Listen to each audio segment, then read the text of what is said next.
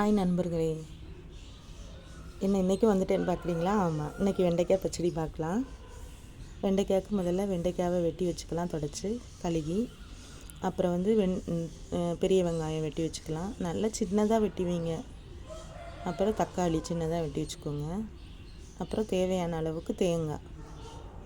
அப்புறம் ஒரு 2 table spoon சிறுபருப்பு, அதை நனைய வச்சுக்கோங்க. அப்போ தான் சீக்கிரம் வெந்து வரும்.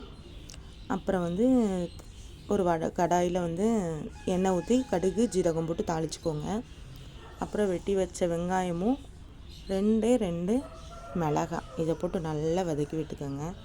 நல்லா பொன்னிறமாக வரும் பார்த்திங்களா? அந்த இதுக்கு நீங்கள் வதக்கி வச்சுக்கோங்க. உப்பு போட்டோடனே நல்லா வெந்து வந்துருச்சு. இந்த டைமில் தேங்காய், இந்த தக்காளி இருக்குல்ல, தக்காளியை வச்சு நல்லா வதக்கிக்கோங்க.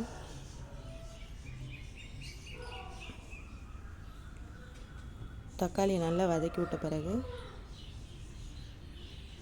நல்லா வதங்கி வந்துருச்சு, ஓரளவுக்கு வந்துருச்சு. அந்த எண்ணெய் பிரிஞ்சு வர்ற பதத்துக்கு வதக்கிக்கோங்க. அப்புறம் நான் தனியாக வெண்டைக்காயை வதக்கி வச்சுருக்கேன். அந்த வெண்டைக்காவை இதோடு போட்டு நல்லா வதக்கி விடுங்க. அப்போ தான் அந்த நூல் டைப் வராது. இப்போ நல்லா வந்திருக்கு பார்த்திங்களா? அந்த நூலே தெரியலை நான் தனியாக வதக்குனதுனால. இந்த டைமில் பாசிப்பருப்பை கொஞ்சம் நம்ம வேக வச்சுக்கலாம்.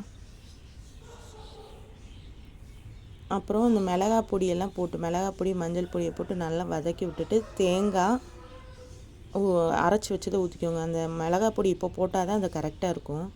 சொல்ல மறந்துட்டேன் ஃபஸ்ட்டு. அப்புறம் நல்லா வதக்கி விடுங்க. நல்லா அந்த மிளகாய்க்கு பொடிக்குள்ளே, மஞ்சள் பொடிக்குள்ளே பச்சை வாசனை போகணும். அப்புறம் வேக வச்ச அந்த பாசிப்பருப்பு போட்டு நல்லா வதக்கி விடுங்க.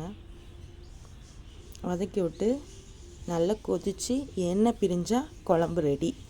எந்த குழம்பா இருந்தாலும் எண்ணெய் பிரிஞ்சு வெளியே வரணும். அப்போ தான் அந்த குழம்புக்குள்ளே வாசனை நல்லாயிருக்கும், ஃப்ளேவர் சூப்பராக இருக்கும். அந்த மசாலா ஃபைனலாக நம்மளுக்கு வெண்டைக்காய் பச்சடி ரெடி.